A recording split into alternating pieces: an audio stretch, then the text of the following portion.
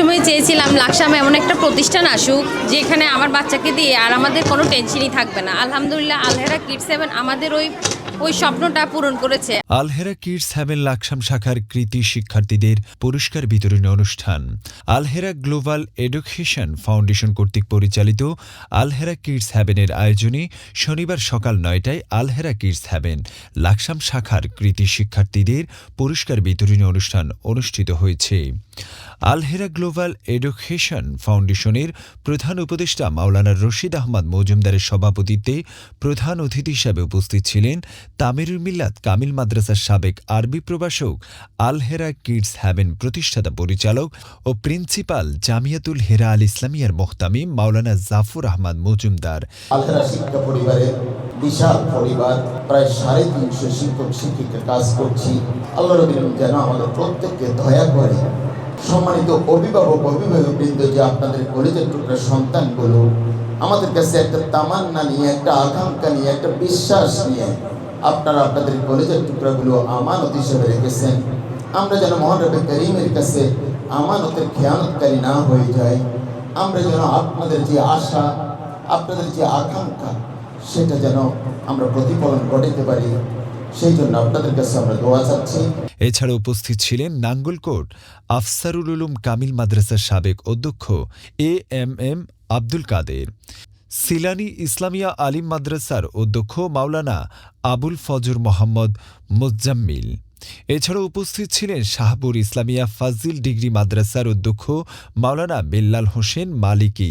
এছাড়া উপস্থিত ছিলেন Maulana Arif Billah, vice chairman Alhera global education foundation Alhera kids heaven Laksam শাখার ভাইস প্রিন্সিপাল মাওলানা আবদুল্লাহ আল মামুন সহ উপস্থিত ছিলেন গণ্যমান্য ব্যক্তিবর্গ। অতিথিদের বক্তব্য শেষে বিভিন্ন শ্রেণীর মেধাবী ও সৃজনশীল শিক্ষার্থীদের হাতে ক্রেস্ট ও পুরস্কার তুলে দেয়া হয়। পরে দোয়া ও মোনাজাতের মধ্য দিয়ে আয়োজন শেষ হয়। সবসময় চেয়েছিলাম লাকসামে এমন একটা প্রতিষ্ঠান আসুক যেখানে আমার বাচ্চাকে দিয়ে আর আমাদের কোনো টেনশনই থাকবে না। আলহামদুলিল্লাহ আলহেরা কিডস হেভেন আমাদের ওই স্বপ্নটা পূরণ করেছে। আমার বাচ্চা দেওয়ার পরে আমাদের কোনো আপনার অবজেকশন নাই যে বাচ্চা এটা পারে না, ওইটা পারে না। আর সব থেকে ভালো লাগার মুহূর্ত হচ্ছে এটা যে আমার বাচ্চাকে দিয়ে আমি আর প্রাইভেট টিউশনি নিয়ে আর কোনো টেনশনই করা লাগে নাই। অন্যান্য প্রতিষ্ঠানে বাচ্চাদেরকে দিয়ে আলাদা প্রাইভেট মাস্টার রাখা লাগে।